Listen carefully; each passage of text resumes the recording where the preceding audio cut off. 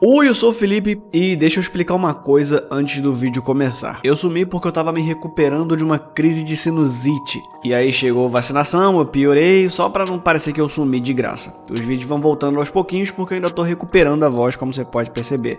Mas eu posso garantir que não vai rolar mais esse hiato enorme, falou? Sempre que eu sumo assim, o YouTube dá aquela matada no canal, então eu conto muito com a ajuda de vocês. Não importa quantos seguidores você tenha, dá essa moral e compartilha o vídeo nas suas redes sociais. Instagram, Twitter, Facebook e me marca lá. E já que eu tô dando esses recados aqui, deixa eu avisar que o podcast voltou. Vai no link aqui da descrição e no comentário fixado que tem um canal só pra isso agora. Vai sair finalmente um episódio assustando o Skyrox, assustando o David Eric. E então, voltamos com a frequência normal. E claro, o meu canal de creepypastas e histórias de terror ainda existe. O link para o Fábrica de Pesadelos também tá na descrição. Confere lá. O que nos importa aqui é que esse sou eu. E esse aí, vendo esse vídeo, é você. E a gente tá aqui, cada um na sua casa, claro. E cada um na sua rua, no seu bairro, na sua cidade, no seu estado e no seu país. Mas todos no mesmo planeta, no planeta Terra.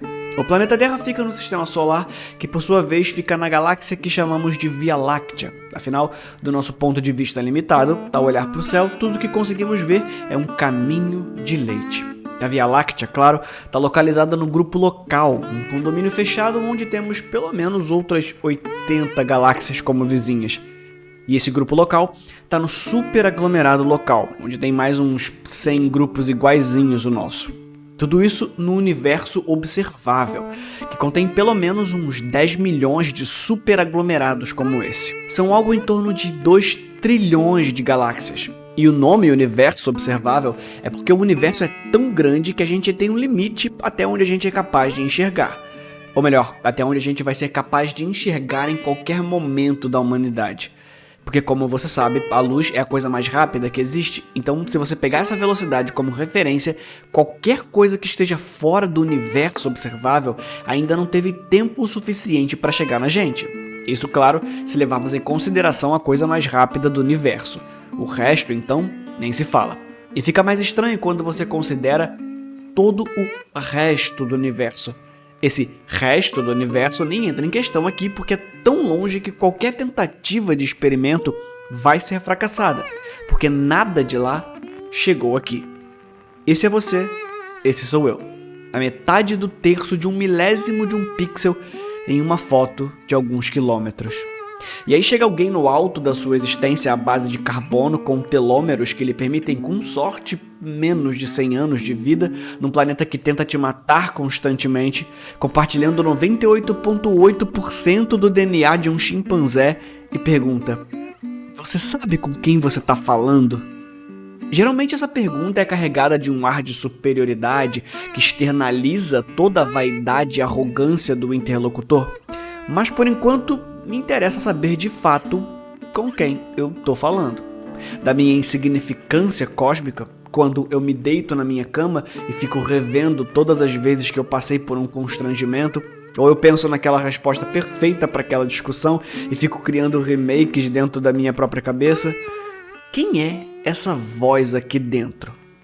Você sabe com quem você tá falando? A gente adora criar essas imagens mentais com toda a longitude dos limites do universo para que a gente se sinta insignificante. Mas isso só acontece quando a gente compara a nossa existência através de critérios objetivos que fogem à nossa existência. Se você medir a inteligência de um peixe baseado na sua capacidade de escalar árvores, você vai ser burro achando que o peixe que é burro. E realmente, comparar um ser humano com uma galáxia serve somente para evidenciar a discrepância no tamanho entre nós e o resto do universo, porque os nossos critérios são pequenos demais. E a importância? Será que somos mesmo insignificantes só por causa do tamanho? Ou será que somos especiais? Ainda assim, é bom pensar na parte do universo que nos compete. Nesse pedacinho que habitamos e dominamos por tanto tempo, somos únicos. Uma forma de vida sem par. Mas será mesmo? Será que você é o único aglomerado de matéria capaz de apresentar esse estranho fenômeno que o seu próprio cérebro aceitou chamar de consciência? Percebeu como eu disse você e não nós? O solipsismo é a estranha ideia que surge da proposta do filósofo grego Gorgias, de que só se pode provar a existência de uma unicamente, a da pessoa tentando provar. Como diria Descartes, penso, logo existo. A sua mente é simplesmente inacessível, o que torna qualquer conhecimento fora dela, o mundo real, incerto. E eu não estou falando de meios para experimentar e verificar o seu cérebro, isso alguns eletrodos resolvem. Eu estou falando da mente, a parte consciente e sensível. Eu não estou falando da parte que envia fótons através da retina para os cones e enxerga vermelho. Eu estou falando da parte que diz que esse vermelho é sensual ou quente. Não o mero funcionamento bioquímico, mas a parte que sente o doce de um abraço, o tremor da primeira vez, a dor do não. Aquilo que existe sem ver, sem se ouvir, sem tocar. Talvez você esteja cercado de pares e ainda assim, sozinho. O único ser consciente desassistido de companhia. O único que sente dor. E todos os outros, quando se machucam, apenas agem de acordo como deveriam, copiando o comportamento de alguém que de fato a sente. E ainda assim, será que todos esses outros seres que te cercam acham que são conscientes? Talvez eles tenham essa vozinha dentro da cabeça se questionando da validade dos estímulos externos que chamamos de existência. O zumbi filosófico é um ser imaginário igualzinho a você e a mim, com exceção de uma coisa: ele não possui qualia, ou seja, não possui a experiência consciente que nós temos. Quando encosta em algo quente, o zumbi faz ai, mas não experimenta a dor. Quando come um belo bolo de chocolate, ele lambe os dedos e diz que delícia, mas não experimentou o gostoso do bolo, nem qualquer outra parte subjetiva da experiência consciente. Ele apenas reagiu mecanicamente a um estímulo. Esse experimento mental é usado para desafiar um conceito da filosofia conhecido como monismo, as doutrinas de que a existência do eu é uma unidade. Mente e corpo são uma só identidade. O contrário disso é o dualismo, que aceita e discute a independência da mente e corpo, assim como tenta entender como esses dois se relacionam para formar eu, você e a experiência de estar vivo, consciente e senciente. O seu corpo, e isso inclui o seu cérebro, possui as características físicas, tamanho, cor, peso, altura, mas é a sua mente quem possui características não mensuráveis. Emoção, intencionalidade, desejo. Os fenômenos mentais são exteriores ao mundo físico. Mas o que são os fenômenos mentais? São uma categoria própria? São apenas subprodutos dos fenômenos materiais, com o funcionamento físico do cérebro? Talvez tudo isso seja um pedido de ajuda de um zumbi. Você sabe com quem você está falando? Porque eu ainda não sei, e eu tenho medo. Eu preciso que você valide tudo aquilo que eu aprendi até agora a respeito da minha existência, porque fora desse mundinho seguro é apenas indecisão, escuro e incerteza. Eu não tenho outros meios de validar quem eu sou, então tudo que o meu corpo sabe fazer é regredir ao macaco e gritar "Uga buga, eu sou melhor que você". Mas afinal, quem é você? Quando uma voz fala dentro da sua cabeça, você é a parte falando ou a parte ouvindo? Quem está falando para quem e qual dos dois é você? Será que existem duas consciências dentro do seu cérebro? Sim, existem. Quer dizer, mais ou menos. Se você já viu um cérebro, já deve ter percebido que ele é dividido em duas partes.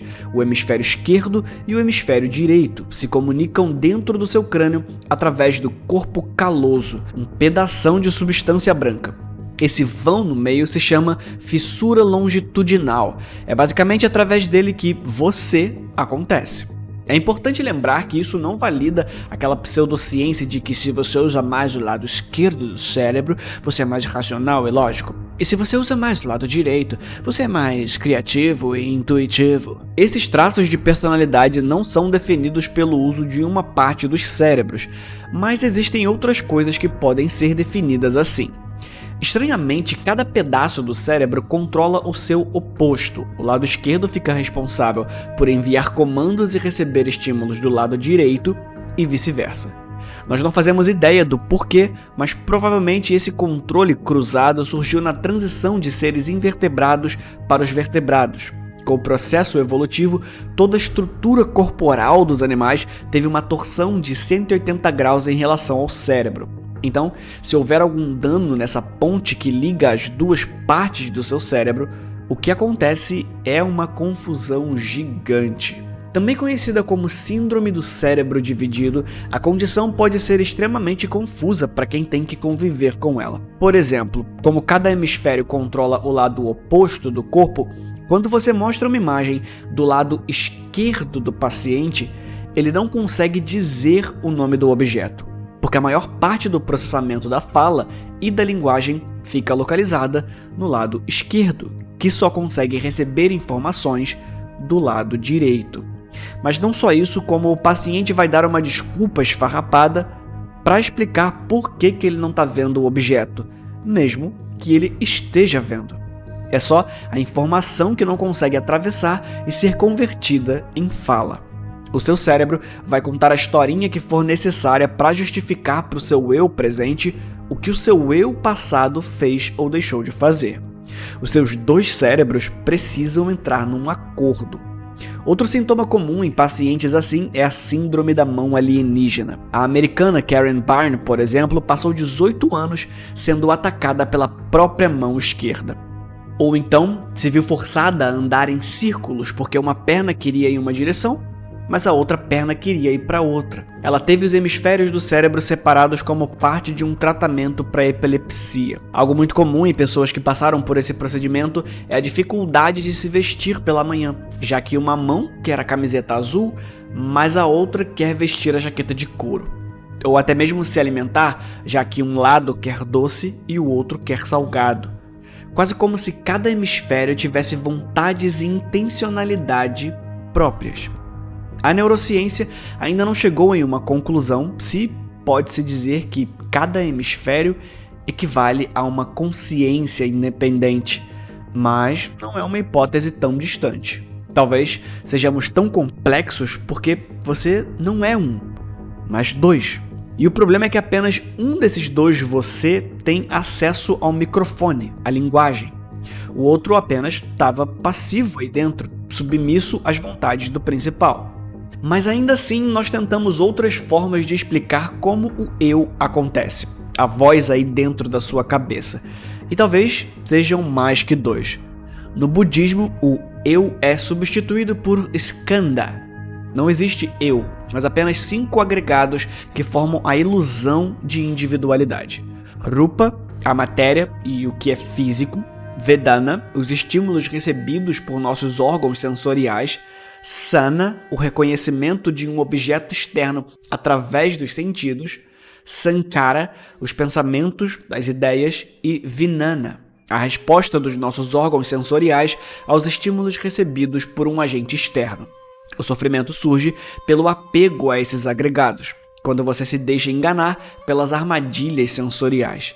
Mas a parte mais interessante desse conceito budista é o anatta, ou traduzido do sânscrito, o não eu. Se eu sei com quem eu estou falando, qual eu você quer saber se eu conheço? O eu antes da pergunta? O eu durante a pergunta? O eu depois da pergunta? O eu recheado de hormônios e neurotransmissores? O eu despido de agressividade?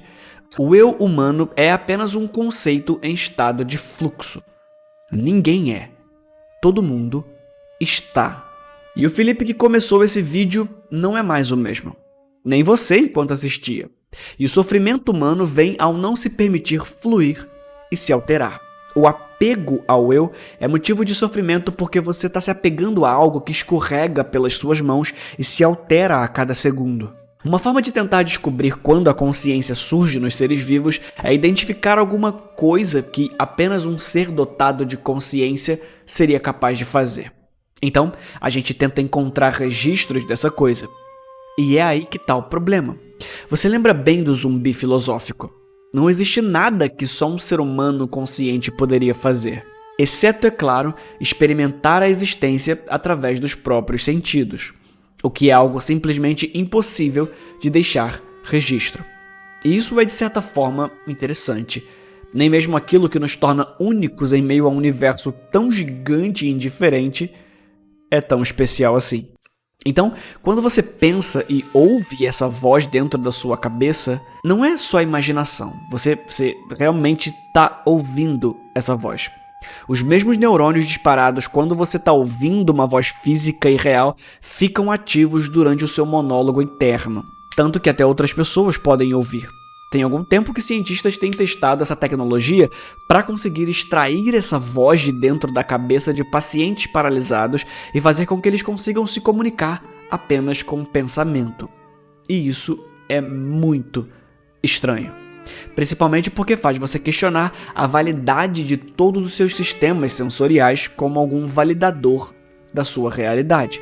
Se eu consigo forjar a sensação de ouvir dentro do meu cérebro, como a gente verifica se a minha voz entrando no seu ouvido enquanto você assiste esse vídeo não é apenas uma ilusão e nada disso é real? Será que a pessoa que diz "você sabe com quem você está falando" sabe a resposta dessa pergunta? Se você responder não sei, me diga. Mas me diga sem se utilizar de hierarquias sociais. Eu quero saber quem é esse aí dentro acreditando que a sua posição social seria uma boa ameaça. Quem é você de verdade? Existe algum sentido na pergunta "você sabe com quem você está falando"? Uma vez que a busca pelo autoconhecimento é o maior objetivo humano durante a sua curta existência. Ou seja, nós só começamos a conhecer a nós mesmos quando nós conhecemos os outros. Não existe eu sem nós. Paradoxalmente, um indivíduo se apresenta como um subproduto do coletivo. Quem é você de verdade aí dentro não serve para nada, porque você nunca vai externalizar. Esse você só serve para o próprio você, é redundante. E a maior prova disso é você se contorcendo aí de raiva porque o que eu disse de alguma forma invalida a autorrepresentação que você criou. Evoluímos para nos tornarmos conscientes. E não é porque fomos a primeira espécie a observar ativamente esse processo, verificando a sua lentidão em comparação com a duração da nossa vida, que o processo se estagnou. Ele ainda está acontecendo. Então, qual é o próximo passo? Enquanto evoluímos, o que vem depois da consciência? O coletivo se tornando um? A comunicação é uma tentativa do universo de convergir para um ser de consciência coletiva absoluta? Essa questão eu deixo para vocês nos comentários. Tem muito campo para a gente discutir. Eu encontro vocês lá. E se eu fosse vocês, verificava a descrição e o comentário fixado aqui embaixo. Falou? Muito obrigado por assistir até aqui. Fui.